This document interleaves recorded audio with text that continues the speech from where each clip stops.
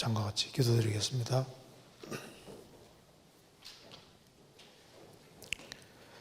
자비로우신 우리 아버지 하나님, 마땅히 형벌 받을 수밖에 없는 저희들을 불쌍히 여기시고 주의 보배로운 피로 구원해 주신 이 크고 놀라운 은혜와 사랑을 인하여 감사를 드립니다. 또 변함없는 은혜와 진리로 저희를 인도해 가시며 또 도와주시는 것을 믿고 감사합니다. 이 시간 주 성령께서 함께해 주시고 이곳에 참석한 모든 분들을 일일이 함께해 주시고 합당하신 은혜로 채워 주옵소서. 하나님의 말씀으로 우리 영혼을 환하게 밝혀주시고 마음속에 여러 가지 의문들이 제해질 수 있도록 도와주시고 우리의 행보를 말씀 위에 굳게 세워 주옵소서. 주님 오실 날이 너무 가까운 이때 우리가 정신을 차리고 무엇을 위해 살아야 할지를 더욱 알 수 있도록 도와주옵소서. 다음 주부터 있을 전도집회 주님께서 시작하는 날부터 마치는 날까지 함께해 주시고 또 말씀을 증거하시는 분에게 지혜와 총명과 능력을 주셔서 이번에도 많은 사람들이 영혼이 구원함에 이를 수 있도록 역사해 주시고 도와주옵소서. 우리 모두를 귀하게 사용해 주옵소서. 오늘 모든 시종도 함께해 주시고 도와주옵소서. 주 예수 그리스도 이름으로 기도하옵나이다. 아멘. 성경 욥기 17장 찾겠습니다. 욥기 17장입니다.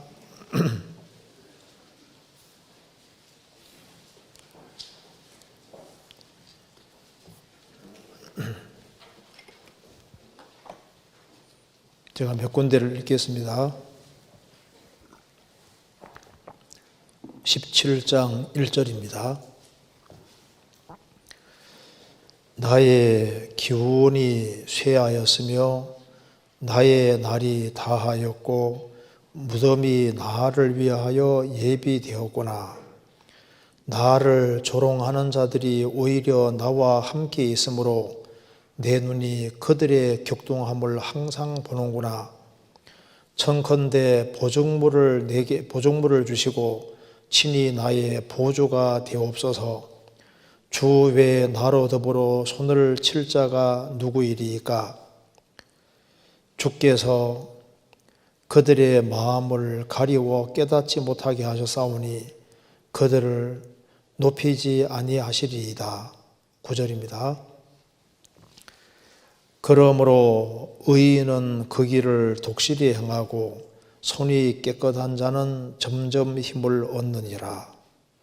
거기까지입니다.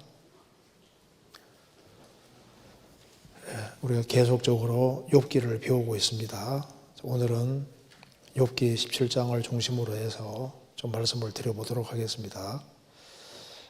이 욥기 17장 말씀이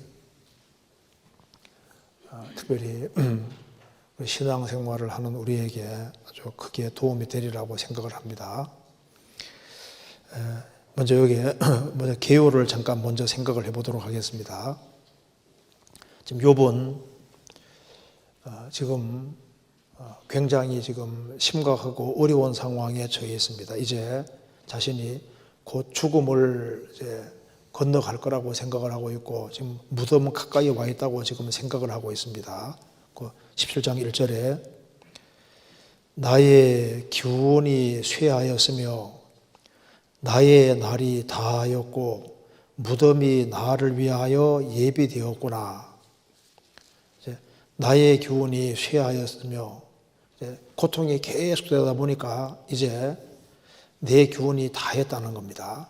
이제 나의 날이 다하였고 나의 인생의 날이 다했으니까 이제 죽음 가까이 와 있다는 겁니다.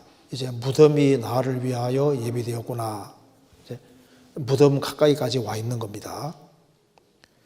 11절 11절에 나의 날이 지나갔고 내 경영 내 마음에 사모하는 바가 다 끊어졌구나.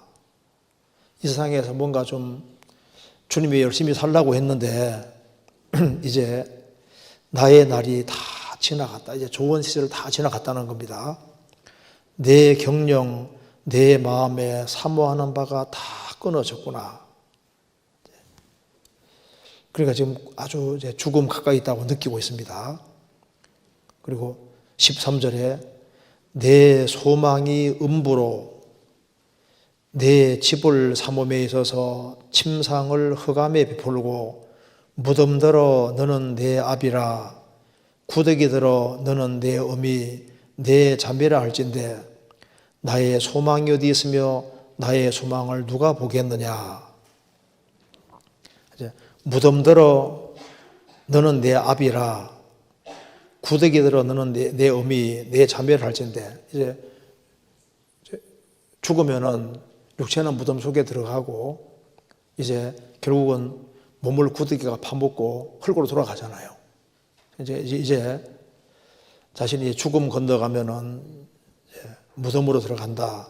그 음부의 세계로 간다. 음부는 구약의 음부는 수월, 그 죽음 건너편의 세계를 수월이라고 하는데 수월이 음부가 좋은 말로 표현되는 경우도 있고 안 좋은 말로 표현되는 경우도 있는데 일단 음부는 지금 죽음의 세계, 죽음 건너편의 세계를 가리키는 겁니다. 그래서 다윗은 지금 여기 이제 요번 이제 곧 자기가 삶과 죽음 사이에는 아주 한 걸음이고 아주 죽음 가까이 있다고 생각을 하고 있습니다. 이런 상황에서 욥이 도대체 뭘 간절히 원했는지 욥이 이제 조금 지나친 것이 무엇인지 좀 생각해 봐야 되겠습니다. 그래서 오늘 17장 중심으로 해서 욥의 이제 현재 상황을 잠깐 생각을 해보고 이제 죽음 앞에 있다고 생각을 하니까 이제 할 얘기는 해야 되겠다 싶어서 좀 지나치게 말한 것이 있거든요. 그리고 이제 죽음 가까이에서 그가 간절히 소원한 것이 있습니다. 그러면 그런 지금 죽음 앞에 있지만은 그래도 자신은 진리 가운데 바르게 살아온 것에 대해서도 감사하고 있습니다. 9절에 그러므로 의인은 그 길을 독실히 행하고 손이 깨끗한 자는 점점 힘을 얻느니라. 9절을 소망하고 살아온 욥입니다. 그는 주님 앞에서 의인이었고 그리고 그 의인의 길을 아주 건실하게 행하고 그는 손이 깨끗한 사람은 점점 힘을 얻는다는 말씀대로 진리 가운데 행하려고 했던 사람입니다. 그래서 죽음 앞에 딱 서니까 진리 가운데 행한 것이 얼마나 복된 것인지를 더 이제 실감하는 그런 상황입니다. 그래서 이걸 같이 한번 생각을 해보겠습니다. 먼저 욥이 처한 현재적인 상황을 잠깐 먼저 보시면은 지금 욥이 그 당대에 가장 잘 나가다 재산 전체가 날아가고 10명의 자녀가 다 죽고 지금 가장 아주 비참한 상황에 떨어졌습니다. 그래서 욥은 지금 현재 상황이 이런 상황입니다. 6절 하나님이 나로 백성의 이야기거리가 되게 하시니 그들이 내 얼굴에 침을 뱉는구나. 지금 현 상황이 백성의 이야기거리가 되게 하시니 백성의 이야기거리입니다. 사람들이 모이면 무슨 얘기했을까요? 욥이라는 사람 그 당대에 그렇게 우리를 훈계하고 우리를 가르치고 잘 나갔는데 지금 처한 꼴이 도대체 뭐냐?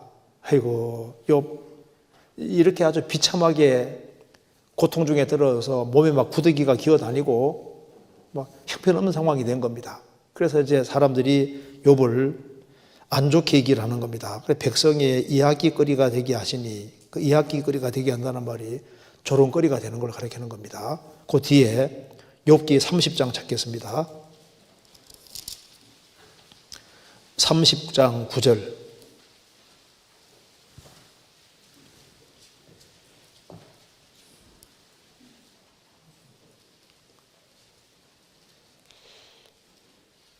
이제는 내가 그들의 노래가 되며 그들의 조롱거리가 되었고 그들은 나를 미워하여 멀리하고 내 얼굴에 침뱉기를 주저하지 아니하나니. 욥이 사람들을 잘 교훈을 하고 진리 가운데 잘 인도했는데 이렇게 큰 영락 가운데 고통 가운데 떨어지니까 이제는 내가 그들의 노래가 되고 그들의 조롱거리가 되었다. 그리고 욥에게 침을 뱉는다는 겁니다. 30장 1절에도 그러나 이제는 나보다 젊은 자들이 나를 기롱하는구나. 그들의 아비들은 나의 보기에 나의 양떼 지키는 개 중에도 둘만하지 못한 자니라. 그러니까 이제 이 젊은 사람들도 욥을 기롱하고 조롱하고 놀린다는 겁니다. 그러니까 아주 얼마나 비참한 상황인지 알 수 있습니다. 욥은 이런 가장 그 당대에 가장 높은 위치에 있었는데 가장 낮은 위치에 떨어져서 이야기거리가 되고 조롱거리가 되고 침뱉음을 당함으로써 예수님이 당하시는 고통을 잠깐 맛을 본 겁니다. 예수님께서도 사람들에게 조롱거리가 되고 모독거리가 되고 예수님도 침뱉음을 실제로 당했습니다. 예수님도 말거리가 되지 않습니까? 그 뒤에 시편 69편 보겠습니다. 시편 69편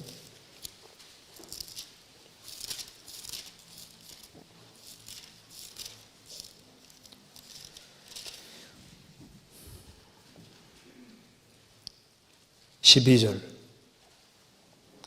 11절부터 읽겠습니다. 11절 내가 굵은 배로 내 옷을 삼았더니 내가 저희의 말거리가 되었나이다.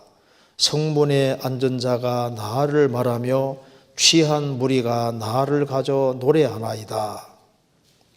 시편 69편은 다윗의 시인데 예수님에 대한 말씀입니다. 21절에도 저희가 쓸개를 나의 식물로 주며 가랄 때 초로 마시고 싸우니, 예수님이 십자가 달렸을 때 너무나도 고통스러우니까 죽기 직전에 쓸개를 예수님의 식물로 주고 가랄 때 초를 마시웠습니다. 예수님에 대한 말씀입니다. 예수님은 실제로 그 당대 유대 종교가들에게 특별하게 말거리가 되고, 그리고 성문에 앉은 자가, 지도적 위치에 있는 사람들이 나를 취하여 나를 안 좋게, 예수님을 안 좋게 말하고 취한 무리가, 잘못된 교리에 취한 거예요. 취한 자들이 나를 가져 노래하나이다. 그러니까 예수님도 실제로 조롱거리가 됐습니다. 그리고 노아 당시에는 노아가 방주 지을 때 노아가 웃음거리입니다. 지금 이런 좋은 세상에서 무슨 비가 오냐고, 세계적인 홍수로 멸망한다니까 이해가 안 되니까 노아는 그 당대 조롱거리였습니다. 그리고 신약 시대에 정말 조롱거리 중에 조롱거리가 누군지 아시죠? 바울 사도. 성경 찾아보시겠습니다. 고린도전서 4장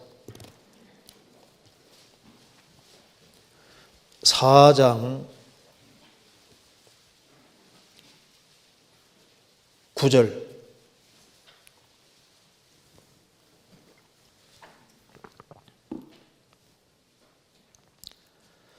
내가 생각건대 하나님이 사도인 우리를 죽이기로 작정한 자같이 미말해 두셨음에 우리는 세계 곧 천사와 사람에게 구경거리가 되었노라. 내가 생각건대, 바울 사도가 생각한데 하나님이 사도인 우리를 죽이기로 작정한 같이 미말에 제일 바닥에 두셨다. 그래서 우리는 세계는 물질만 있는 게 아닙니다. 세계는 곧 천사와 사람들에게, 지금 이 지구상에 사람만 있는 게 아니에요. 눈에 보이지 않는 청중이 엄청납니다.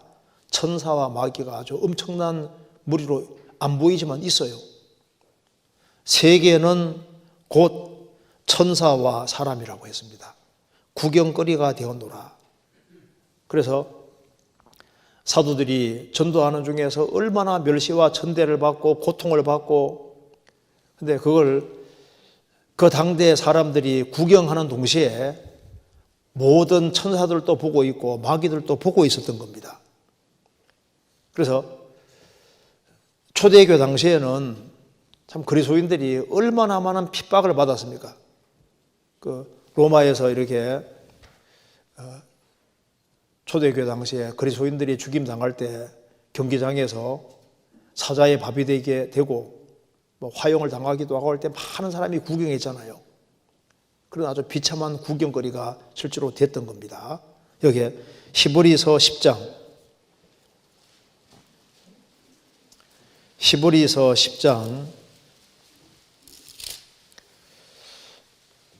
33절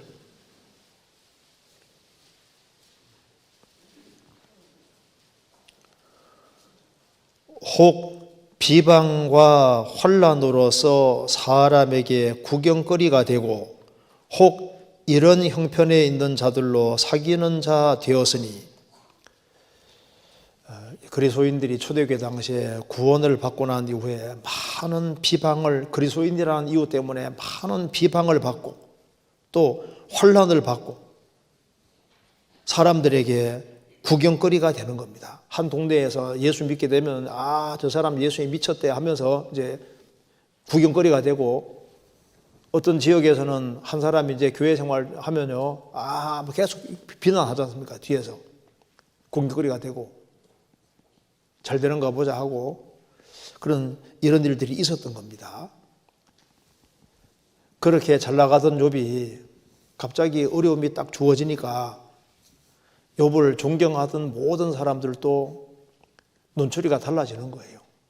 그래서 욥을 아주 몹쓸 사람으로 생각하고 아주 비방을 하고 구경거리가 되고 조롱거리가 되는 겁니다. 그 정도가 아니라 욥은 침뱉음도 당했습니다. 욥기 17장 6절에 백성의 이야기거리가 되게 하시니, 그리고 그들이 내 얼굴에 침을 뱉는구나. 욥의 얼굴에 침을 뱉었다고, 욥기 3장에도 침을 뱉었다고 나와 있지 않습니까? 두 번이나 욥이 침을 뱉었다고 했는데, 그리고 심지어 어린 아이들도 욥을 조롱했다고 했습니다. 그 이제 욥이 이제 기와 조각 가지고 이제 몸을 끌고 있을 때 애들도 지나가면서 헤 하면서 있잖아요. 애들도 조롱했다고 말입니다. 욥기 19장에 나오지 않습니까? 아이들이라도 나를 업신여기고 조롱한다. 그리고 이제 지나가면서 침을 태태 뱉어버리고 침을 뱉는 거예요. 예수님도 침뱉음을 실제로 당했습니다. 이사야 50장 찾겠습니다. 이사야 50장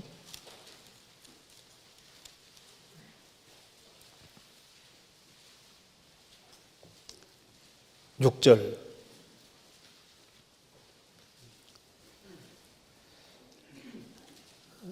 예수님에 대한 말씀입니다. 나를 때리는 자들에게 내 등을 맡기며 나의 수염을 뽑는 자들에게 나의 뺨을 맡기며 수욕과 침뱉음을 피하려고 내 얼굴을 가리우지 아니하였느니라. 예수님이 여호와의 종 하나님의 종으로 오셔서 우리 때문에 고통을 받았는데 나를 때리는 자들에게 내 등을 맡겼다.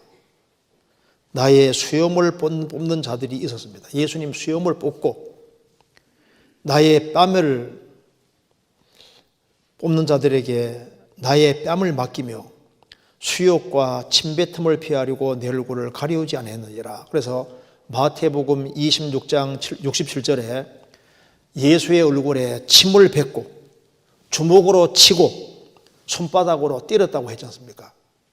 마태복음 27장 30절에도 예수님에게 침을 뱉고 예수님이 왕이라고 했기 때문에 홍포를 입히고 갈대를 손에 들리고 가시밀관으로 씌우고 그 나중에 조롱당한 이후에 갈대를 뺏어서 예수님 머리를 쳤다고 했습니다.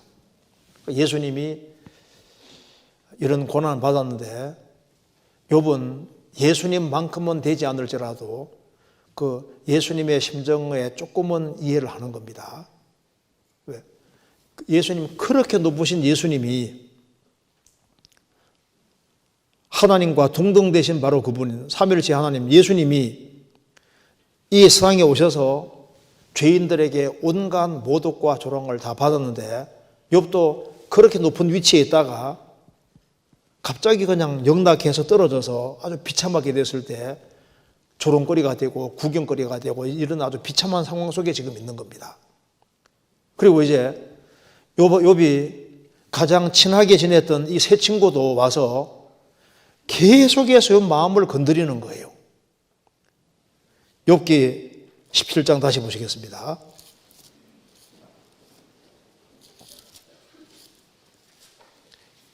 17장 2절.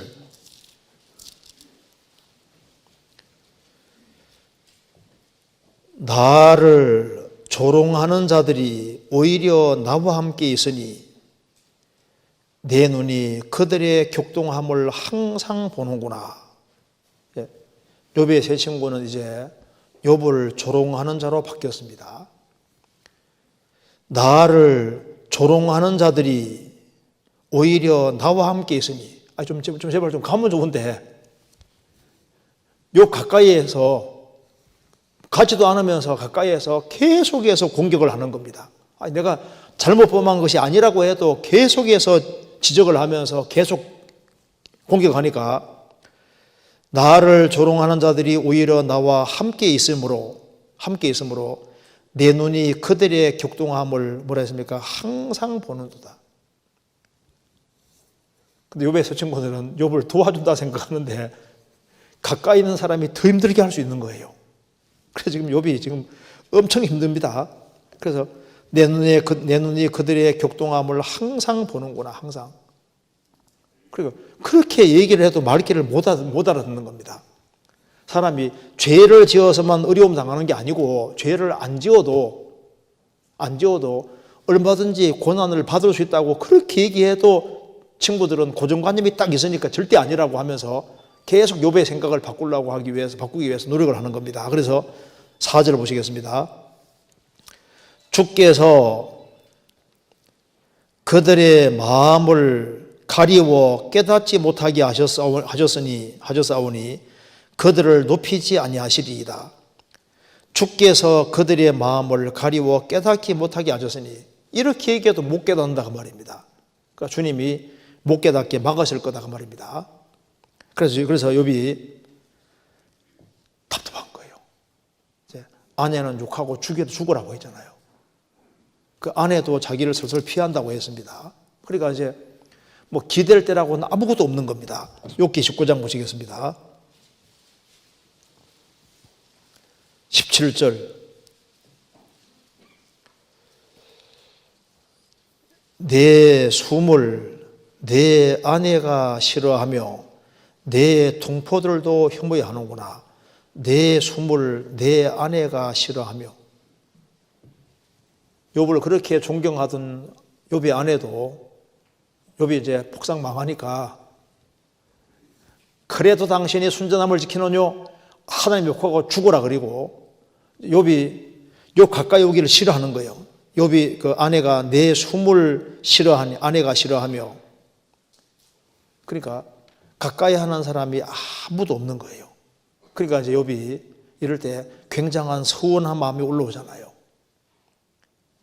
특별히 세 친구는 집요하게도 가까이 있으면서 계속 마음을 건드리니까 너무나도 서운한 마음이 올라옵니다. 그래서 욥이 이제 말합니다. 그 욥기 17장 다시 보시겠습니다. 10절에 이렇게 말했습니다. 너희는 다 다시 올지니라. 내가 너희 중에서 지혜자를 찾을 수 없느니라. 너희들이 하는 얘기는 다 내게 전혀 해당되지 않는 얘기다. 너희 중에 지혜자가 없다고 얘기했지 않습니까? 이렇게 말하면서 이제 욥이 이제 너무나도 아주 그 고통이 계속 지속이 되고 힘든 것이 계속 되니까 이제 말로 하지 말아야 될 말까지 하게 되는 겁니다. 그러니까 이제 사람이 너무나도 큰 시련이 오면은 하지 말아야 될 말을 할 수 있고, 어려움을 계속 당하면은 하지 말아야 될 말을 하게 되는 일이 벌어지는 겁니다. 그래서 모세도 이스라엘 백성들을 이제 인도에서 40년 광야 생활을 걷는 과정 속에 그 백성들이 모세의 마음을 그렇게 충동질을 계속 시켰습니다. 그렇게 말을 안 듣잖아요. 요번 모세는 정말 온유한 사람이고 지면에서 제일 온유한 사람이 됐습니다.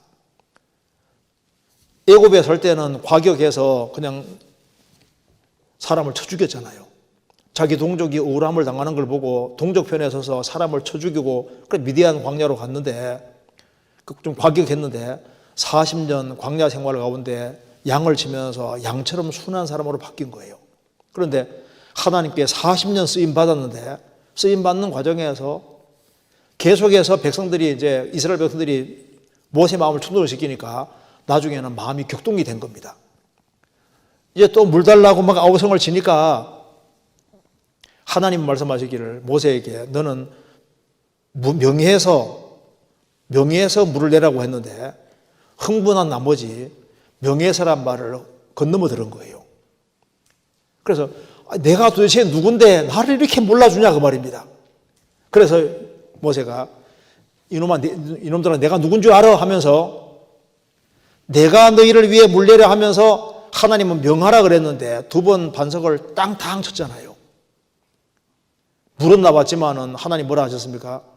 너희들은 내 영광을 하나님 영광을 안 드러내고 모세 영광 드러내고 하나님 말씀을 어겼다는 겁니다. 왜? 명하라고 했는데 두 번 쳤거든요. 처음에는 반석을 쳐서 물을 내라고 했는데 두 번째는 명예해서 물을 내라고 하나님 말씀하셨습니다. 민수기 20장에 나옵니다. 8절부터 12절에 나와 있는데 명예해서 물을 내라 했는데 한 번 쳤기 때문에 반석 얘기 나올 때 모세는 명하라는 말씀을 잘 못 듣게 된 이유가 뭘까요? 하나님이 말씀하셔도 그것을 심각하게 듣지 않았던 이유는 마음이 격동이 됐으니까 그냥 슬쩍 들은 거예요. 그래서 명하라 그랬는데 두 번 땅땅 쳤잖아요. 그리고 내가 물 내랴 하면서 자기를 딱 드러냈습니다. 그것 때문에 가나안 땅 못 들어가게 되잖아요. 그 사람이 격동을 계속 받으면은 하지 말아야 될 말을 하게 되는 겁니다. 욥도 이렇게 백성의 조롱거리가 되고 제일 밑바닥에 떨어져서 있는데 새 친구가 계속해서 격동을 하니까 모세가 욥이 너무너무 힘드니까 과격한 말을 하게 되는 겁니다. 저 어떤 말 하는지 보시겠습니다. 17장 5절 제가 읽겠습니다. 오죽하면 이 얘기를 하겠습니까? 친구를 지적하여 해를 받게 한 자의 자식들은 눈이 멀지니라. 욥이라는 사람 입에서 이 말이 나왔습니다. 좀 어떤 것 같아요? 친구를 지적하여 해를 받게 한 자의 자식들은, 욥의 세 친구들은 계속해서 욥을 격동시키니까 그들의 격동함을 항상 보는구나. 2절에. 그러니까 너무너무 힘이 드니까 친구를 지적하여 해를 받게 한 자의 자식들은 눈이 멀지니라. 나중에 욥이 이 말하고 잘했다고 생각했을까요? 이 말을 하지 말았어야 되는데 괜히 말을 했네. 이것이 인간의 한계입니다. 근데 나 같으면 안 그럴 거다. 우리 같으면 어떨까요? 이 정도로 말했을까요?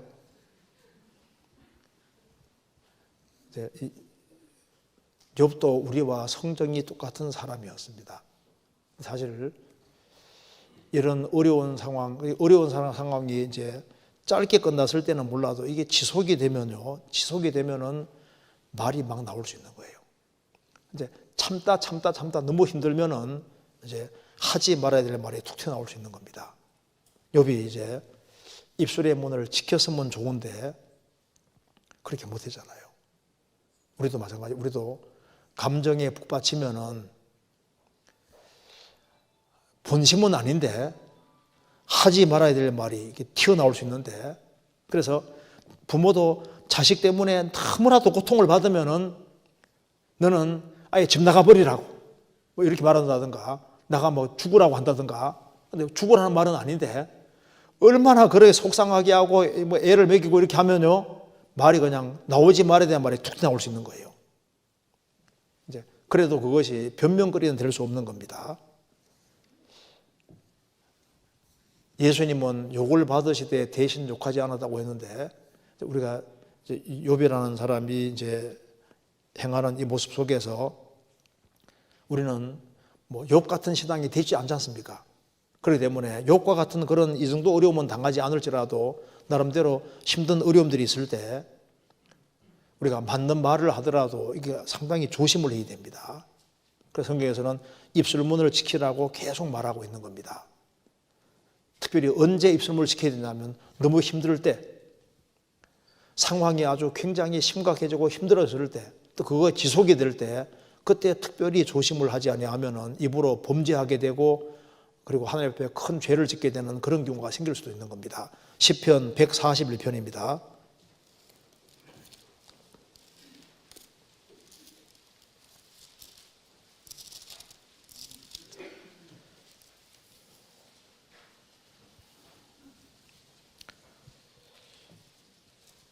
7절,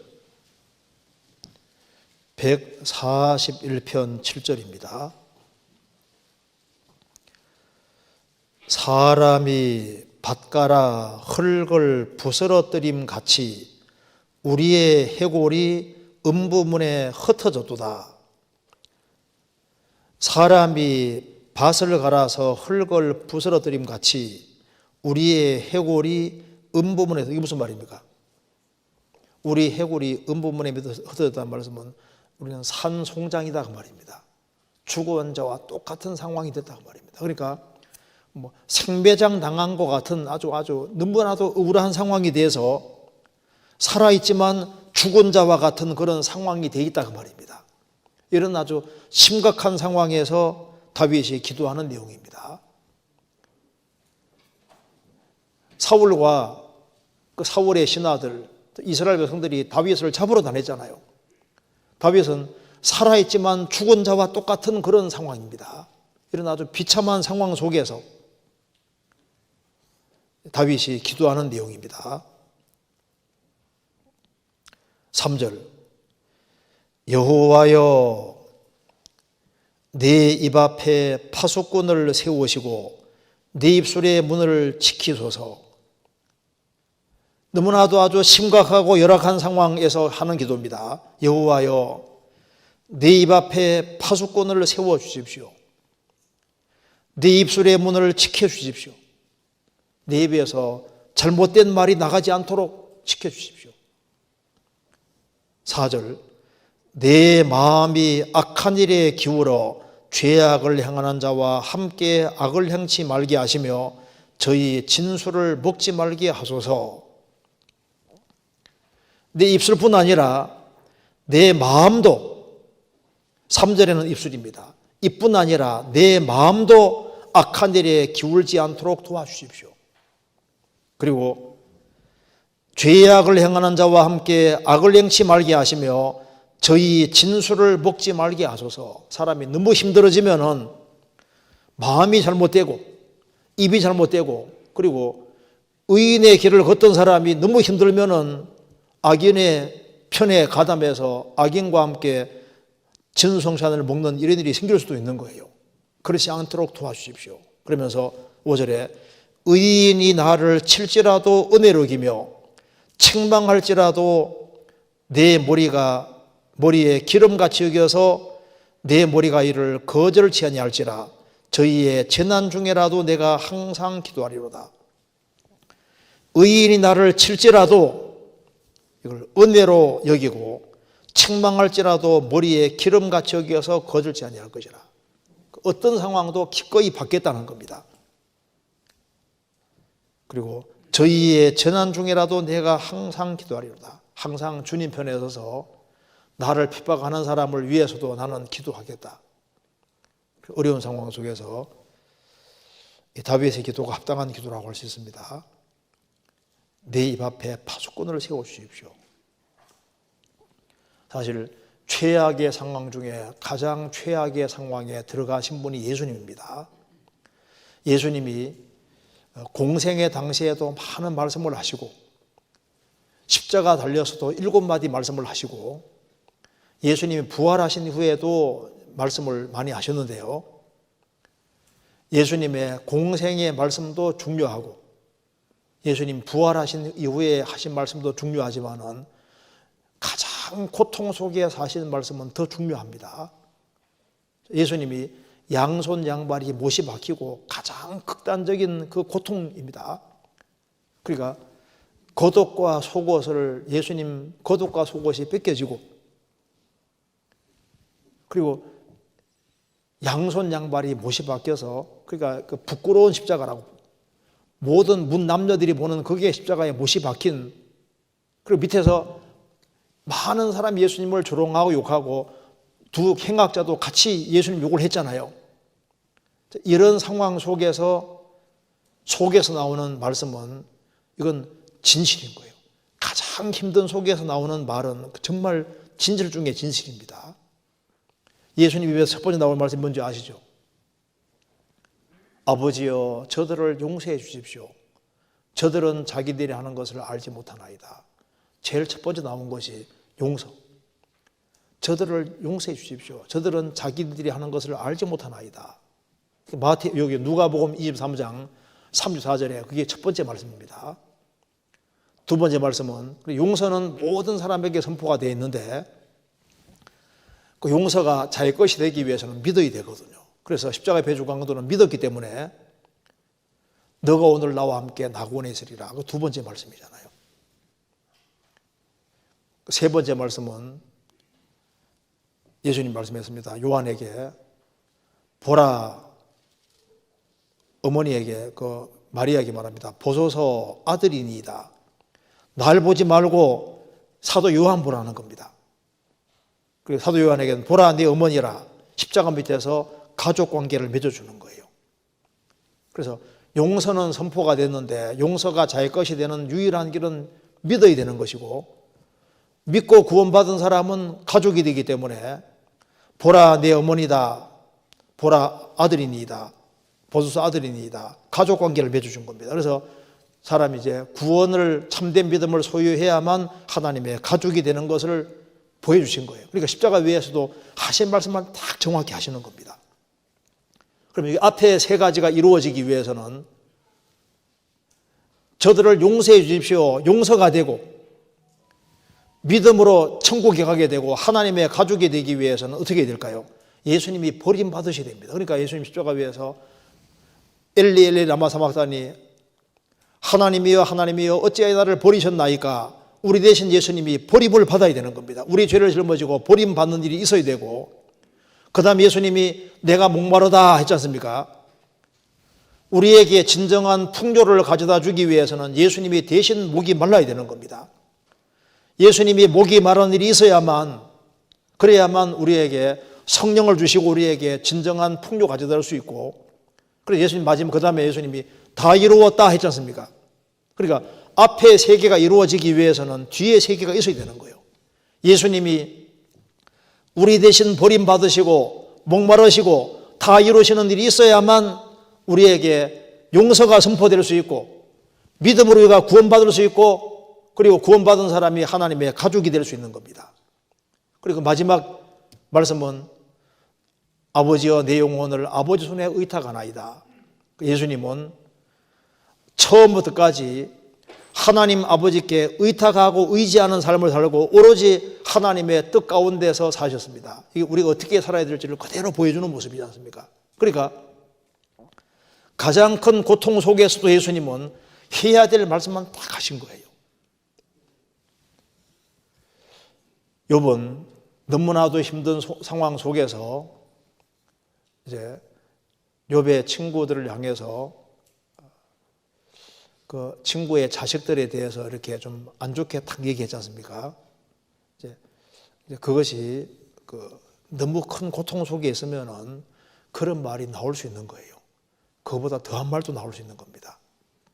요번 또 한 가지는 너무나도 큰 어려움이 주어지니까 일시적으로 이제 죽음에 대해서 너무 많이 생각해서 무덤에 들어가는 것만 생각을 너무 많이 하고 있습니다. 성경 한번 찾아봅시다. 욥기 17장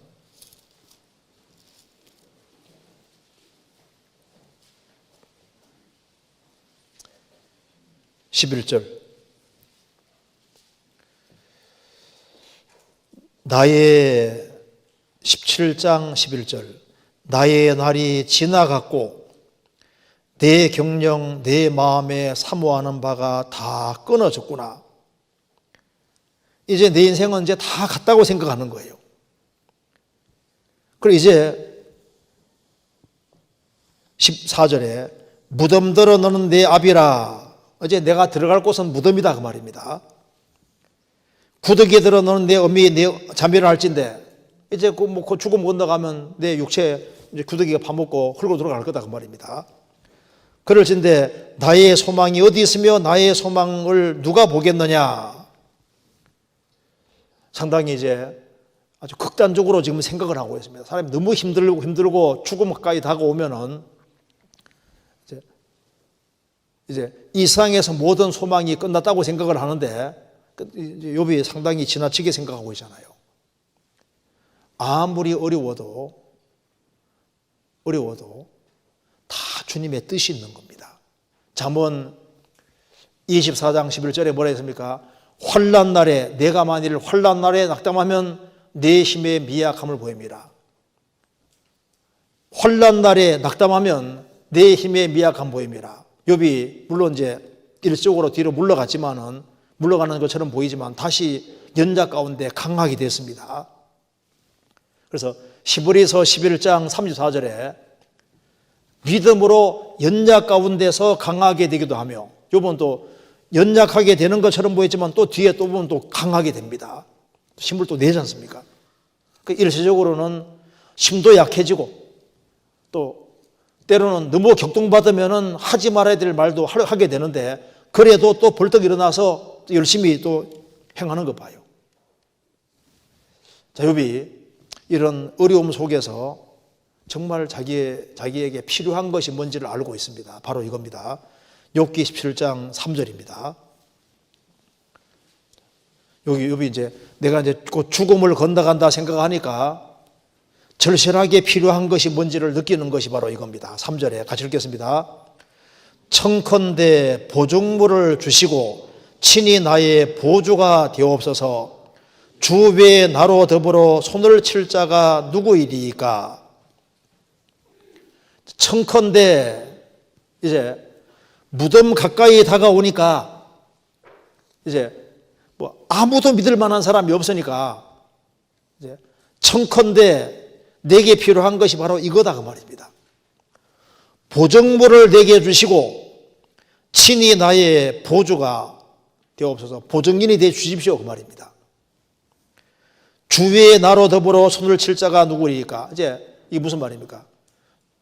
나로 더불어 주님이 손을 친다는 게 뭐냐면 맞장구 쳐주는 건데 동조해주고 보증해주고 그리고 함께 하겠다는 그 약속으로 이렇게 손바닥 치는 거예요.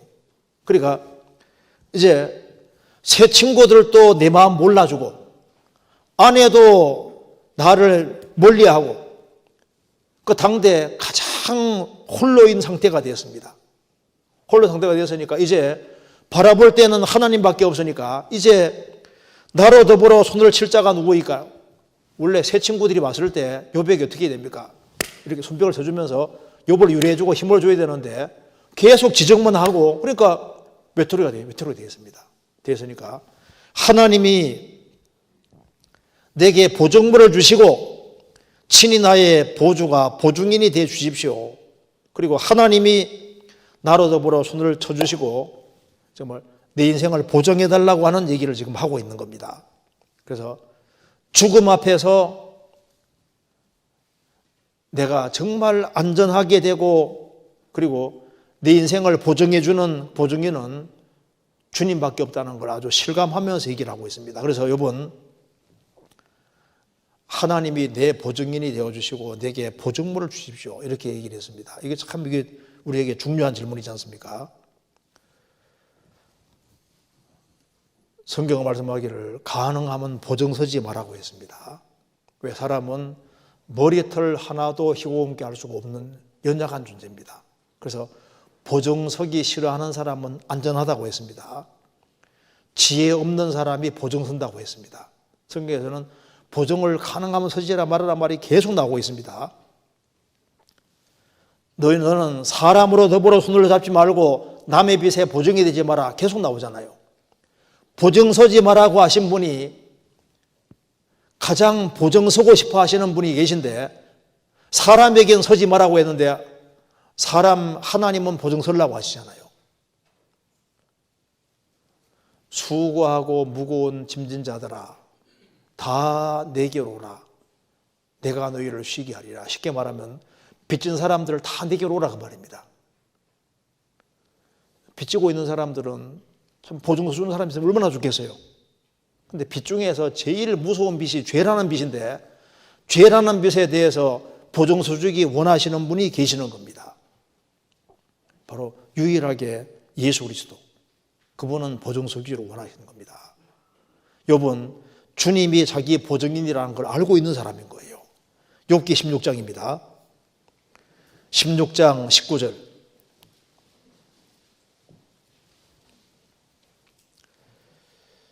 지금 나의 증인이 하늘에 계시고 나의 보인이 높은 데에 계시니라.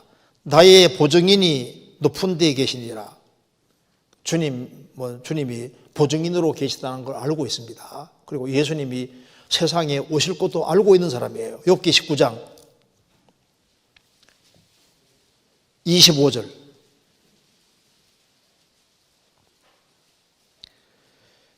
내가 알기에는 나의 구속자가 살아 계시니 후일에 그가 땅 위에 서실 것이라. 하나님께서 여자의 손을 약속하셨기 때문에 메시아가 이 세상에 여자의 손으로 오실 것을 욥은 믿고 아는 사람인 겁니다. 그분이 분명히 이 땅 위에 서실 것이다. 오셨잖아요. 그리고 예수님이 죽으시고 부활해서 지금도 보증인으로 계십니다. 그래서 욥은 말했습니다. 나의 증인이 하늘에 계시고 나의 보증인이 높은 데에 계시니라. 17장 3절에도 청컨대 보증물을 주시고 친히 나의 보주가 되옵소서. 이제 하나님이 내 보증인이 되어 주십시오.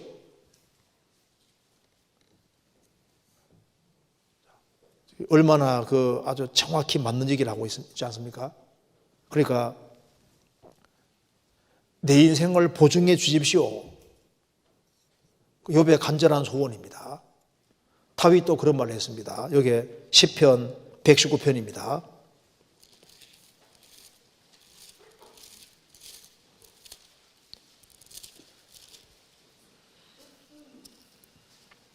(122절)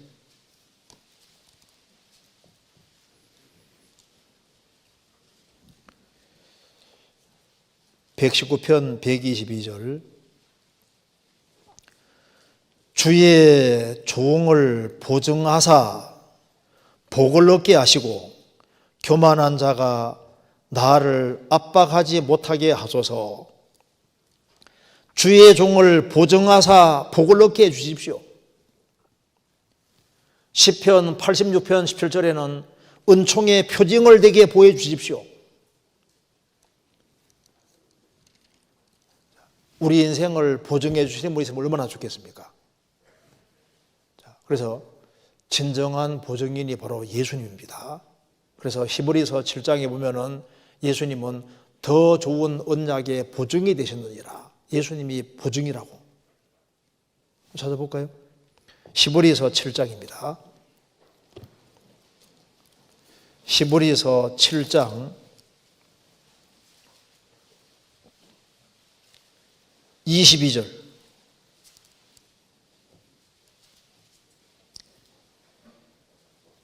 이와 같이 예수는 더 좋은 언약의 보증이 되셨느니라. 구약시대 제사장들을 힘입어서 레위계통의 제사장을 힘입어서 하나님께 나아갔는데, 예수님은 구약의 레위지파가 아니라 예수님은 멜기세덱의 판자주는 영원한 제사장이기 때문에 예수님은 더 좋은 언약의 보증이 되셨습니다. 그래서 예수님을 힘입어 하나님께 나아가는 사람은 하나님이 완전히 구원할 수 있습니다. 23절에 저희 제사장 된 자의 수요가 많은 것은 죽음을 인하여 항상 잊지 못함이로되 예수는 영원히 계심으로 그 제사 직분도 갈리지 아니하나니 그러므로 자기를 힘입어 하나님께 나아가는 자들을 온전히 완전히 구원하실 수 있으니 이는 그가 항상 살아서 저희를 위하여 간구하심이니라.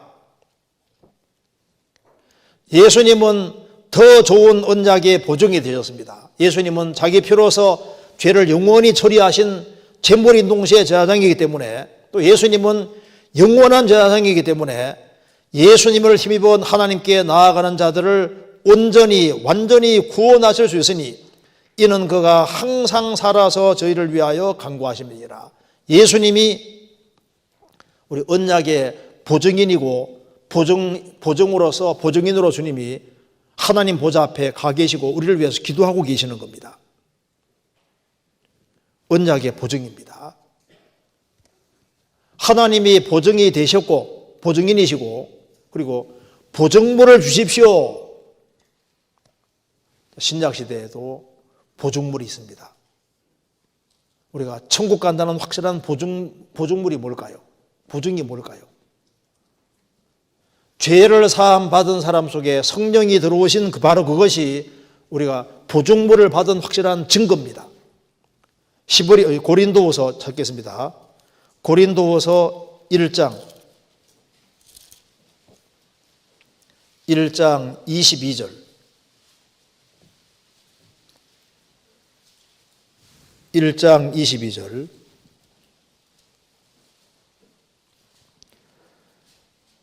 저가 또한 우리에게 인치시고 보증으로 성령을 우리 마음에 주셨느니라.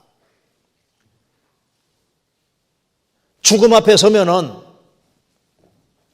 내가 천국 간다는 확실한 보증인이, 내 인생을 보증해주는 보증인이 필요하고 보증이 필요한 거예요. 보증으로 성령을 우리 마음에 주셨느니라. 성령이 있는 사람은 보증물을 받은 사람인 겁니다. 고린도후서 5장 5절.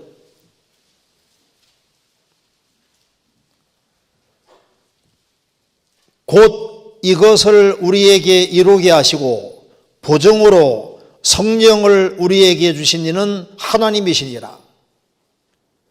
곧 이것을 우리에게 이루게 하시고, 이 말은 예수님이 재림하실 때 우리 몸이 주님처럼 완전히 바뀌어진다는 겁니다. 그래서 우리 이 몸은 지금 장막집입니다. 텐트집인데 주님 재림하실 때 우리는 영원한 집을 입는데 영적본에는 빌딩이라고 표현했습니다. 그러니까 주님 재림하실 때는 아주 엄청난 집을 입는 거예요. 이런 몸이 아니라 아주 엄청난 부활의 몸을 입게 되는 겁니다. 그래서 우리가 주님 오시는 그날 부활의 몸을 입는다는 증거가 뭐냐?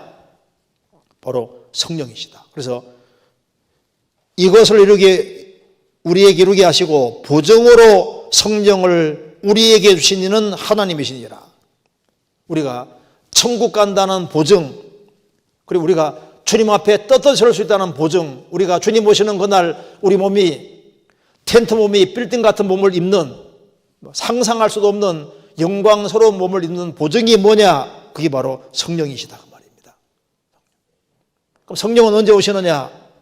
죄를 받은 사람 속에만 와 계시니까. 그러니까 죄 사함 받는 게 중요한 겁니다. 에베소서 1장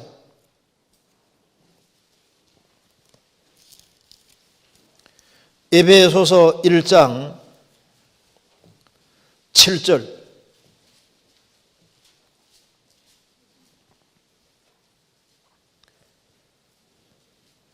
우리가 그리스도 안에서 그의 은혜의 풍성함을 따라 그의 피로 말미암아 구속 곧 죄사함을 받았으니 13절 그 안에서 너희도 진리의 말씀 곧 너희의 구원의 복음을 듣고 그 안에서 또한 믿어 약속의 성령으로 인치심을 받았으니 이는 우리의 기업의 보증이 되사 그 얻으신 것을 구속하시고 그의 영광을 찬미하게 하려 하심이니라.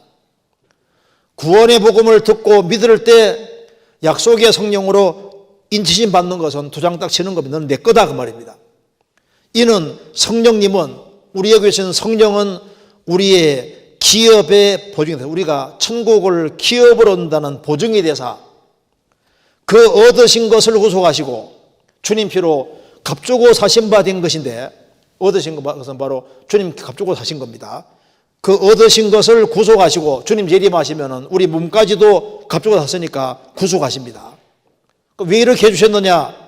그의 영광을 찬미하게 하려 하심이니라. 그래서 죄를 확실하게 사함받은 사람 속에 성령이 와 계시는데 그것이 바로 내가 하나님 앞에 보증물을 받은 게 되는 겁니다. 그리고 내 죄를 처리해 주신 바라고 주님께서 하나님 보좌 우편에서 우리를 위해서 기도하고 있는데 그것이 바로 뭡니까? 바로 보증인이에요, 보증인. 주님이 보증인이고 성령께서 우리에게 보증이 되시는 겁니다. 구원받은 것은 너무나도 중요한 겁니다. 일단 신앙생활 잘하고 못하고 두 번째고 그보다도 죽음 건너갈 때 과연 천국에 갈 수 있느냐 이게 얼마나 중요한 거예요. 성경 데살로니가 전서 1장 보시겠습니다. 데살로니가 전서 1장 4절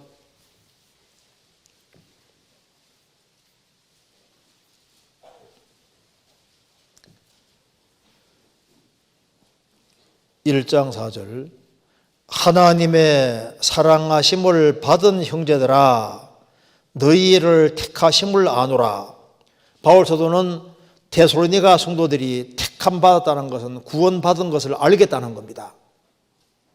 뭐로 아냐 하면은 5절 이하 통해서 알겠다는 겁니다. 5절에 이는 우리 복음이 말로만 너희에게 이른 것이 아니라 오직 능력과 성령과 큰 확신으로 된 것이니 우리가 너희 가운데서 너희를 위하여 어떠한 사람이 된 것은 너희 아는 바와 같으니라. 또 너희는 많은 환난 가운데서 성령의 기쁨으로 도를 받아 우리와 주를 본받은 자 되었으니 여기서 어떻게 구원받은 줄 아느냐? 첫째는 우리 복음이 말로만 너희에게 이른 것이 아니라 말로 끝나면 교리잖아요. 말로만이 아니라 오직 능력과 성령과 큰 확신으로 된 것이니 실제로 죄를 사함 받을 때 성령이 들어오셔서 그 사람에게 큰 확신을 주십니다. 성령과 능력과 큰 확신으로 된 것이니 그래서 마음의 심긴도를 운념하느라 마음의 심긴도 너희 영혼을 구원할 바 마음의 심긴도 도가 딱 심겨집니다. 그래서 갈라디아 3장에는 믿음이 오기 전에는 믿음이 온 후로는 믿음이 왔다고 되어 있잖아요. 참된 믿음이 오는 겁니다. 내가 믿는 동시에 그 믿음이 참 믿음일 때 성령께서 믿어지게 해주시는 거예요. 기쁜 날 주 나의 죄 다 씻은 날 그 확신이 생기거든요. 그리고 그래서 이제 구원을 받았을 때 성령으로 인한 확신이 있고 그리고 이제 성령으로 이제 구원받은 게 이제 확실하면은 복음이 믿어지면은 그 다음에는 뭐가 생기냐 하면은 그 뒤에 보시면은 6절에 또 너희는 많은 환난 가운데서 성령의 기쁨으로 성령의 기쁨, 성령이 주시는 기쁨이 있지 않았습니까? 구원받았을 때 구원받은 것 때문에 성령이 주시는 기쁨이라는 것이 있고 그리고 이제 성령을 받았고 구원을 받았기 때문에 이제 환난이 오면은 환난을 이기게 되는 겁니다. 그래서 6절에 또 너희는 많은 환난 가운데서 성령의 기쁨으로 도를 받아 우리와 주를 본받은 자가 되었다. 참된 믿음이 이루어졌는지는 환난이 주어지면 드러나게 되는 겁니다. 그리고 이제 왜 구원받은 걸 알겠다고 했냐면은 9절에 저희가 우리에게 대하여 스스로 고하기를 우리가 어떻게 너희 가운데 들어간 것과 너희가 어떻게 우상을 버리고 하나님께로 돌아와서 사시고 참되신 하나님을 섬기며, 그러니까 참된 믿음이 이루어지니까 우상을 버리고 살아계신 하나님께로 돌아와서 사시고 참되신 하나님을 섬기더라 그 말입니다. 그러니 너희 믿음이 확실하다 그 말입니다. 그리고 10절에 또 죽은 자들 가운데서 다시 살리신 그의 아들이 하늘로부터 강림하심을 기다린다고 말하니 이는 예수님은 장래의 노하심의 소리를 건지시는 예수시니라. 예수님이 다시 오시기를 간절히 사모한다 그 말입니다.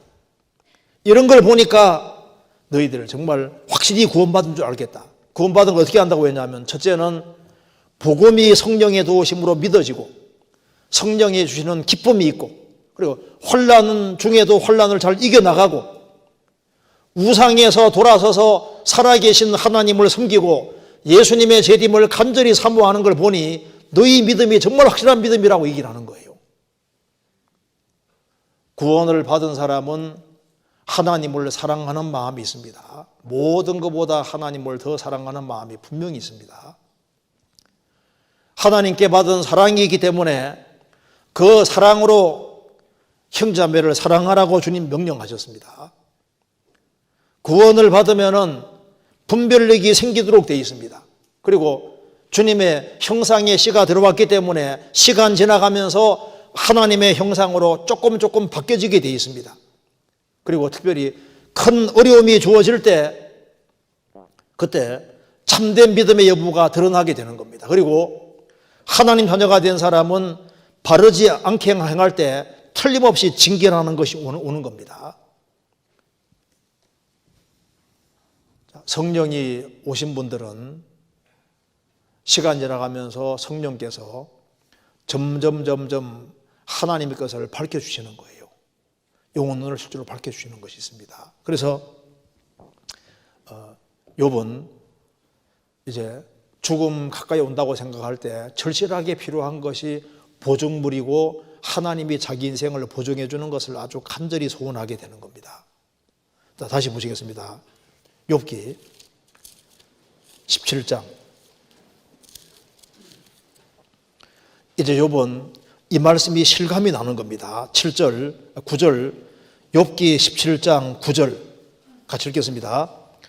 그러므로 의인은 그 길을 독실히 행하고 손이 깨끗한 자는 점점 힘을 얻느니라. 자, 무덤 가까이 왔을 때 자기 구원이 보정되는 것, 그거와 더불어서 주 안에서 바르게 산 것이 얼마나 잘한 것인지를 실감하게 되는 겁니다. 이제 이렇게 젊고 혈기 있고 힘이 있을 때는 진리 가운데 바르게 행하는 것이 얼마나 중요한지 잘 모르지 몰라도 점점 인생의 죽음이 가까이 다가올수록 그 전에 주 안에서 아주 성실하게 구원받고 주 안에 성실하게 바르게 살아가는 것이 얼마나 중요한 것인지가 점점 더 뚜렷해지고 중요하게 여겨지고 부각이 되게 되는 겁니다. 욥은 욥기 17장 9절 말씀을 확실하게 믿고 이걸 기준으로 생을 살았던 사람이기 때문에 이 말씀의 중요성을 아주 더욱 실감하기 때문에 이 말을 지금 하고 있는 겁니다. 정말 후회 없이 생을 살았다는 겁니다. 이렇게 정말 자기가 살려고 노력한 것을 지금 얘기를 하고 있습니다. 그래서 그러므로 의인은 구약 시대 때 의인이 된 사람의 아주 대표적인 사람이 욥이잖아요. 하나님께서 다니엘, 욥 노아, 의인으로 아주 특별히 세 사람을 들어서 얘기하셨습니다. 그러니까 욥은 하나님의 은총으로 아주 구원받은 아주 대표적인 경우 중에 대표적인 경우인 거예요. 그러므로 의인은, 우리도 마찬가지입니다. 우리도 죄를 사함 받을 때 예수님 피는 우리의 죄만 사한 것이 아니라 예수님 피가 우리 의입니다. 피공로가 확실하게 믿어진 사람은 죄의 사함 받았을 뿐 아니라 의롭게 된 거예요. 피가 의롭게 하는 겁니다. 한번 로마서 5장 보시겠습니다.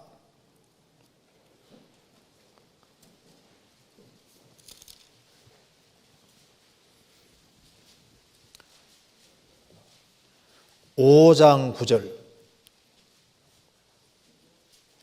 로마서 5장 9절 한번 같이 읽겠습니다. 그러면 이제 우리가 그 피를 인하여 의롭다 하심을 얻었은즉 더욱 그로 말미암아 진노하심에서 구원을 얻을 것이니 됐습니다.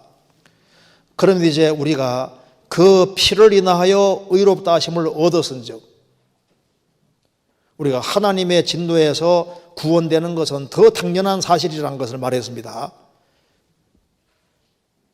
그 피를 인하여 의롭다 하심을 얻었다. 그 앞에 4장 25절입니다. 예수는 우리 범죄함을 위하여 내어줌이 되고 또한 우리를 의롭다 하심을 위하여 살아나셨느니라. 5장 1절 그러므로 우리가 믿음으로 의롭다 하심을 얻었은즉 우리 주 예수 그리스도로 말미암아 하나님과 더불어 화평을 누리자. 예수는 우리 범죄함을 위하여 십자가에 내어줌이 되고 우리를 의롭다 하심 위해 살아나셨습니다. 이제 믿음으로 의롭다 하심을 얻었은즉 하나님과 화평을 누리자. 어떻게 의롭다함을 얻었냐 그 말입니다. 주님 피는 우리 죄를 사하신 동시에 주님 피 때문에 우리가 그러니까 피를 피공로 믿는 사람은 몰라도 죄 사함 받고 이미 의롭다함을 얻은 겁니다. 욥 시대에도 욥이 대속을 알고 있는 거예요. 욥기 1장에도 번제 드리는 얘기 나오죠. 엘리오도 대속함을 얻을 일이 크다고 했습니다. 욥이라는 사람도 대속을 알고 있고 그 대신 짐승을 죽이는 이걸 알고 있는 사람인 거예요. 구약시대 때는 짐승피를 죽이면서 오실 그리스도를 믿었던 겁니다. 신약시대는 오신 그리스도를 믿는 거예요. 우리는 주님 은혜로 값없이 의롭다함을 얻었습니다. 욥이 구원되는 것도, 욥이 의인되는 것도 나의 구속자가 살아계시니, 예수님이 살아계시다고 했잖아요. 후일에는 그가 땅 위에 서실 것이다. 바로 그 예수님이 자기 보증물이 되어주시고 보증인이 되어주기를 간절히 바라는 그 믿음이 있는 겁니다. 그 참된 믿음이 있으니까 노아도 의인이고 욥도 의인인 거예요. 그렇잖아요. 다시 보시겠습니다. 욥기 17장 9절 그러므로 의인은 그 길을 독실히 행하고 의인은 그 길을, 의인이 돼야만 의인의 길을 걸어갈 수 있습니다. 욥은 의인으로서 의인의 길을 달려왔던 사람입니다. 사도행전 20장 24절에도 바울서도 말했습니다. 나의 달려갈 길과 주 예수께 받은 사명 곧 하나님의 은혜의 복음 증거하는 일을 마치려 하면은 나의 생명을 조금도 귀한 것을 여기지 아니하노라. 나의 달려갈 길과 달려갈 길이 있지 않습니까? 욥도 의인이 되고 자신이 가야 될 길을 갔던 사람인 겁니다. 나의 달려갈 길과 우리 각자도 달려갈 길이 있는 거예요. 그래서 죽음 가까이 다가올 때 우리가 구원받고 하나님이 원하시는 코스대로 달려왔을 때 이제 날이 가면 갈수록 그것이 점점 더 소중하게 되도록 되어 있는 겁니다. 우리 각자가 가야 될 코스가 있는데 주님께서 구원받은 사람 각자에게 걸어갈 길을 정확히 보여주십니다. 그 길을 걸어가야 되는 거예요. 의인된 사람은 의인의 길을 가는 겁니다. 시편 32편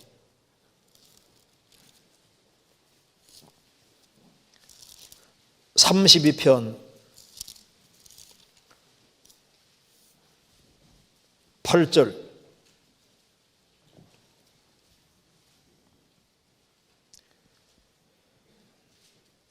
내가 너의 갈 길을 가르쳐 보이고 너를 주목하여 훈계하리로다.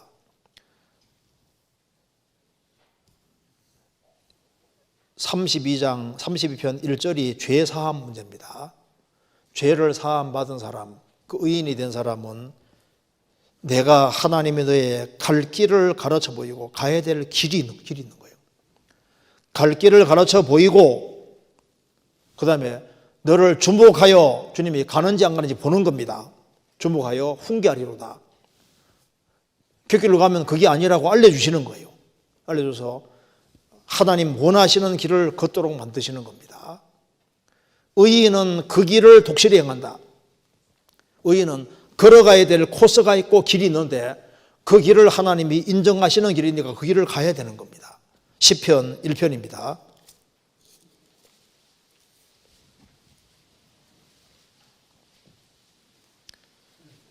6절, 시편 1편 6절입니다.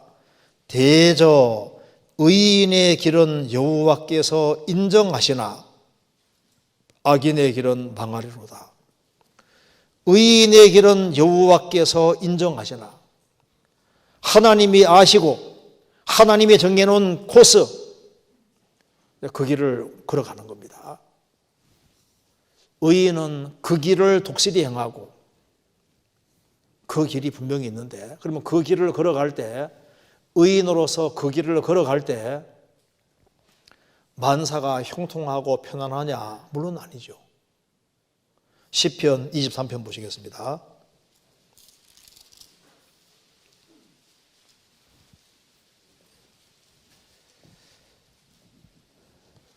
1절 여호와는 나의 목자시니 내가 부족함이 없으리로다. 그가 나를 푸른 초장에 누이시며 쉴만한 물가로 인도하시는도다. 내 영혼을 소생시키시고 자기 이름을 위하여 의의 길로 인도하시는도다. 여호와가 목자가 됐고 이제 하나님이 내 목자가 됐으면 내게 부족함이 없다 그 말입니다. 주님께서 길을 가게 하기 전에 먼저 잘 먹이십니다.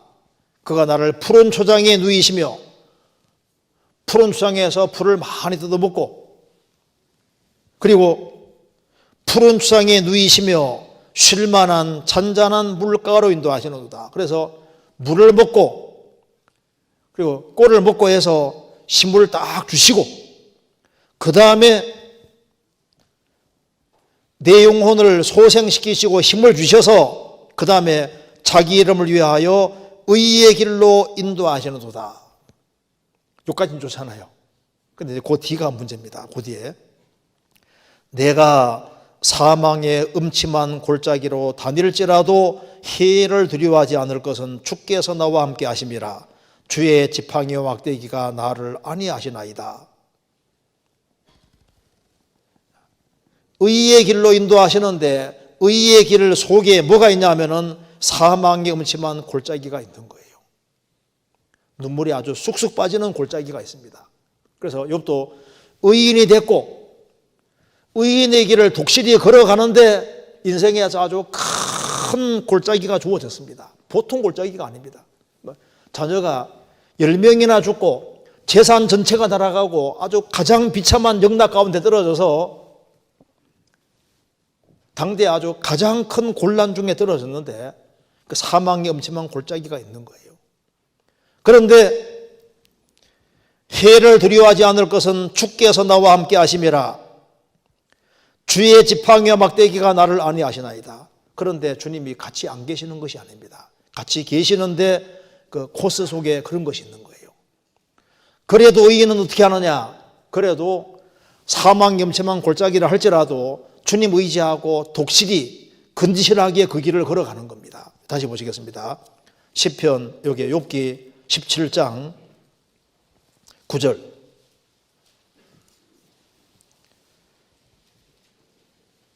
그러므로 의인은 그 길을 독실히 행하고, 독실히는 뭡니까? 아주 근실히, 성실하게, 꾸준히 그 길을 걸어가는 겁니다. 그러니까 큰 혼란과 역경과 어려움이 있어도 그래도 하나님이 정하시는 길이기 때문에 그 길을 가는 거예요. 나의 가는 길을 오직 그가 아시나니 그가 나를 단련하신 후에는 내가 정금같이 나오리라. 지금 큰 시련 속에 들어갔지만은 여러분 그래도 근실하게 한 걸음 한 걸음씩 계속 걸어가는 겁니다. 시편 119편 4절에도 주께서 주의 법대로 명하사 우리로 근실히 지키게 하셨나이다. 근실하게 꾸준히 걸어가는 겁니다. 침뱉음을 당하고 조롱을 당하고 그래도 그 길을 꾸준히 굳게 갑니다. 그리고 여기에 독실히 이 말이 중요하지 않습니까? 꾸준히 뭐든지 꾸준히 해야만 믿을 수 있거든요. 어떤 사람 말하더라니까요. 꾸준함도 실력이다. 그렇죠. 꾸준한 게 실력입니다. 그래서 구원받고 꾸준히 길을 걸어가는 사람, 갈대같이 이렇게 흔들리지 말고 고정된 나무처럼 한 곳에 딱 고정되어서 꾸준히 걸어갈 때 그 하나님의 축복이 있는 거예요. 정몽주가 구원받았으면 신앙생활 잘했으리라고 생각이 듭니다. 고려종신 정몽주 아시잖아요. 이제 조선이 들어섰습니다. 이방원이 이제 꾀잖아요. 하여가 이런 들렀다하리 저런 들렀다하리 만수상 드렁식이 얽혀진 들렀다하리 우리도 이같이 하여 100년을 누리리라. 아이고 이제 왕조가 바뀌었으니 뭐 이런 못하고 저런 못하냐.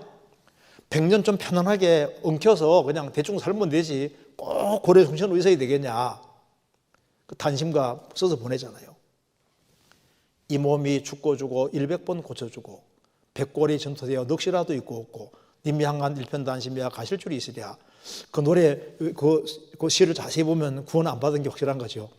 이 몸이 죽고 주고 100번 고쳐주고 100번 다시 주고 백골이 전토되어 백골이 흙이 되어서 넋이라도 영혼이라도 있든 없든 있지 왜 없어요? 잘 모르잖아요. 있든 없든 님이 향한 일편단심이야 가실 줄이 있으랴. 그러니까 어떻게 님이 향한 일편단심 이게 얼마나 우리 본받을 만하잖아요. 구원받고 난 이후에 상황이 아무리 바뀌어도 그대로 끝까지 걸어가는 이게 참 중요한 겁니다. 욥은 보세요.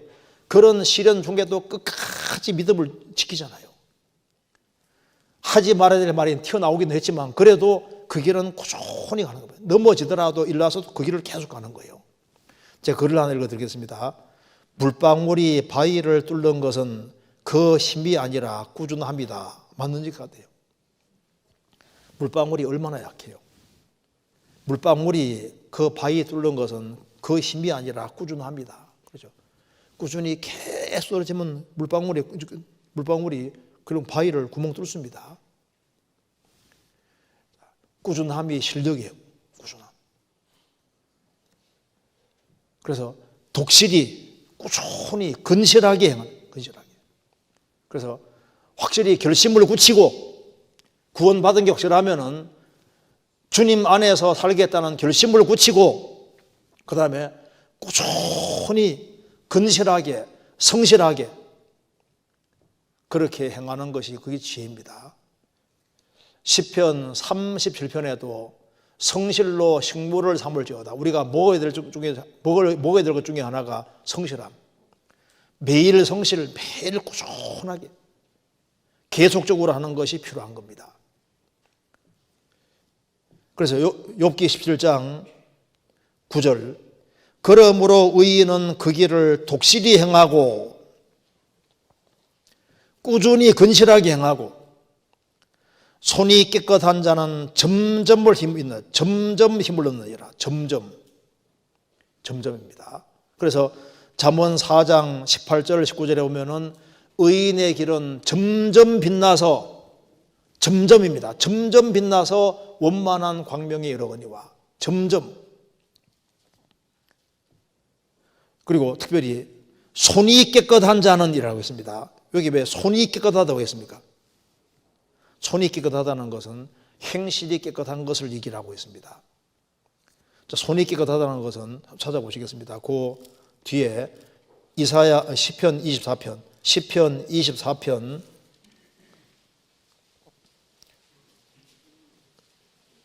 3절입니다. 여호와의 산에 오를 자 누구며 그 거룩한 곳에 설 자가 누군고 곧 손이 깨끗하며 마음이 청결하며 뜻을 어탄한 데 두지 아니하며 거짓 맹세치 아니하는 자로다. 여기 손이 깨끗하며 이게 행실이 깨끗한 걸 말하는 겁니다. 너의 손이 더럽다 그 말은 행실이 더럽다 말씀인 거예요. 그래서 그러므로 이는 그 길을 독실히 행하고 손이 깨끗한 자는 행실이 깨끗한 자는 그 말입니다. 점점 힘을 얻느니라. 행실이 깨끗한 자는 왜 점점 힘을 얻냐 하면은 구별되는 사람에게는 하나님의 공급이 계속 내려오니까 그 사람이 힘을 점점 얻는 거예요. 그래서 시편 84편에 보면은 주님께 힘을 얻고 그 마음에 시온의 대로가 있는 자는 복이 있다. 주님께 힘을 얻는 사람 복이 있는데 누구에게 누가 힘을 얻냐 하면은 행실이 깨끗한 사람, 죄에서 구별되는 사람에게 하나님의 공급이 잘 이루어질 수 있는 겁니다. 여호와께서 자기 백성에게 힘을 주시며 시편 29편 11절에 자기 백성에게 힘을 주시며 평강의 복을 주시리로다. 자기 백성에게 힘을 주시는 것이 맞는 거예요. 힘은 주시는데 죄 가운데 살아가는 사람은 주님이 주시는 힘을 경험을 잘 못하는 거예요. 오직 여호와를 앙망하는 자는 새 힘을 얻으리니 여호와를 앙망하는 사람은 새 힘을 주십니다. 그래서 의인은 그 길을 독실히 행하고 손이 깨끗한 사람은 점점 힘을 얻느니라. 바르게 행하는 사람은 점점 힘을 얻고 점점 영적으로 강하게 되는 겁니다. 이사야 33장에 내 사는 날을 따라 내게 능력이 있으리로다. 사는 날에 비례해서, 그러니까 하루하루를 어떻게 사느냐 그것에 비례해서 그 사람에게 능력과 힘이 있을 것을 말씀했습니다. 그리고 손이 깨끗한 자는 한 번이 아니라 점점 힘을 점점. 하나님께서 진리 가운데 바르게 행한다고 해서 한꺼번에 다 주시는 게 아니라 점점. 그러니까 아이가 어른 되는 것도 점점. 조금 계속 자라는 거예요.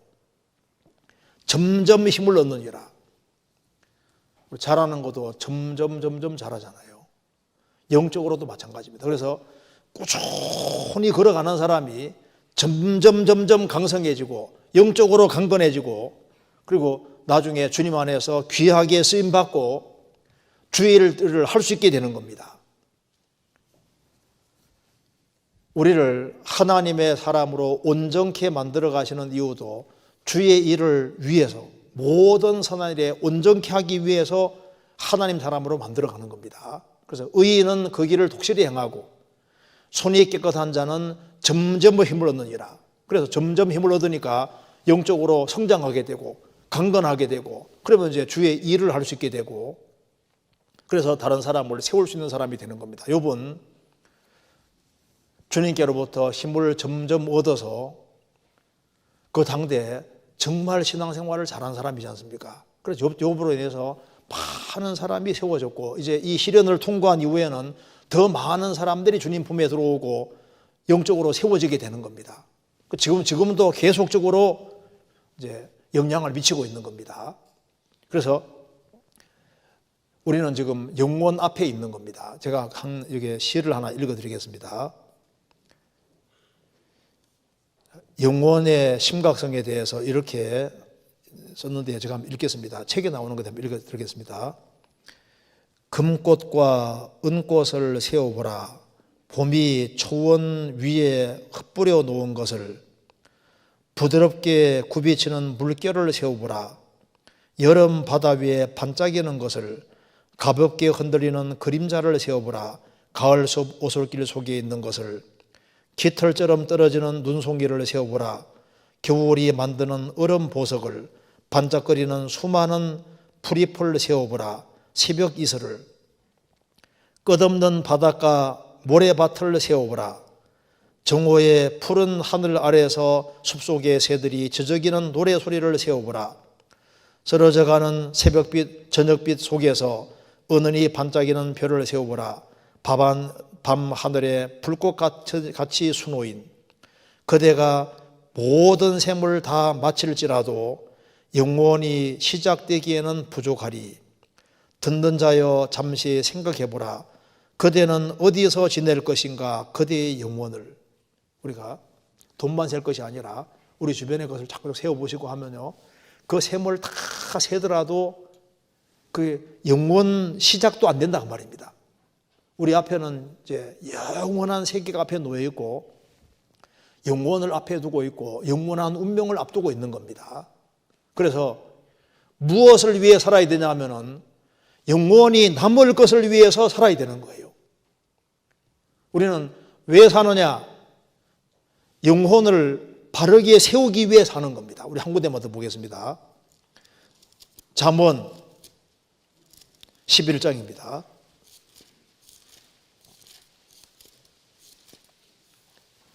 11장 30절.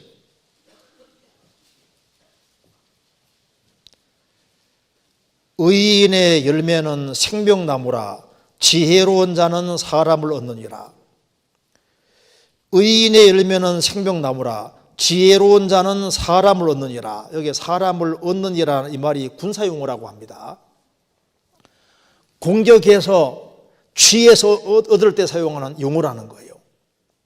그리고 이 어부들이 물고기 잡을 때 사용하는 그런 용어고, 결혼할 때 신부를 어떻게든 간에 구해서 얻는 것에 대한 그런 용어라는 겁니다.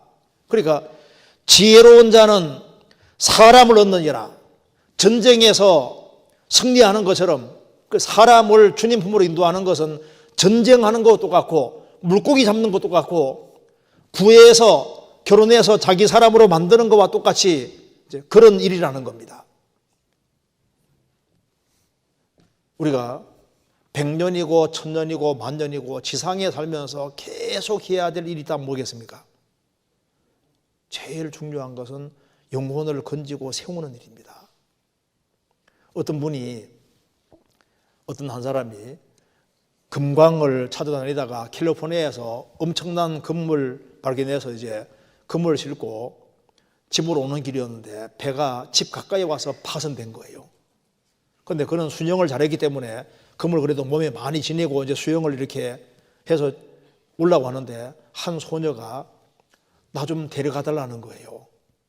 근데 애를 데려가려면은 금을 놓아야 되거든요.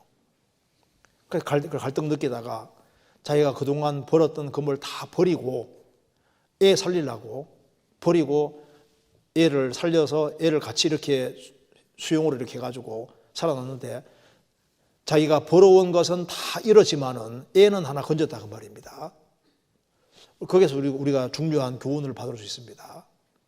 우리는 세상 것을 포기해서라도 사람을 얻는 이것이 가장 지혜입니다. 영혼을 얻는 것만큼 중요한 일은 없는 거예요. 우리는 그 일을 해야 되는 겁니다. 이제 올해 마지막 전도 집회가 이제 내일부터 시작이 됩니다. 그래서 관심을 가져주시고 전도하는 사람이 없다 할지라도 참여해서 같이 동참해 주는 게 중요합니다. 그리고 구원을 받은 사람도 다시 말씀을 들어야 되고, 그리고 이제 주변 사람을 적극 권해서 이번에 집회가 주님 뜻 가운데 잘 끝날 수 있도록 그렇게 같이 기도해 주시고 같이 협력했으면 좋겠습니다. 같이 기도드리겠습니다. 자비로우신 우리 아버지 하나님, 많은 사람 중에서 저희들을 복음으로 불러주시고 하나님 자녀로 삼아주신 것을 감사합니다. 주님께서 우리의 보정이 되어주시고 또 우리에게 주신 성령도 감사드립니다. 주님, 내일부터 있을 전도집회에 함께해 주시고 시작하는 날부터 마치는 날까지 함께해 주시고 또 우리 모두를 귀하게 사용해 주옵소서. 또 구원받을 만한 사람을 많이 연결시켜 주셔서 주님께 영광과 찬송이 돌아가도록 역사해 주시고 우리 모두를 귀하게 사용해 주옵소서. 우리 구주 예수 그리스도 이름으로 기도하옵나이다. 아멘. 찬송, 은혜 찬송 230장 부르시겠습니다.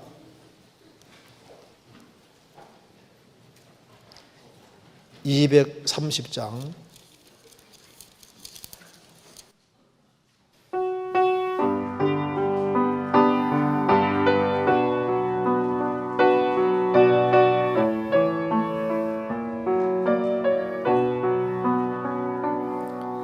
너의 가는 길에 주의 평강이 있으리 평강의 왕 함께 가시니 너의 걸음 주 인도하시리 주의 강한 손 너를 이끄시리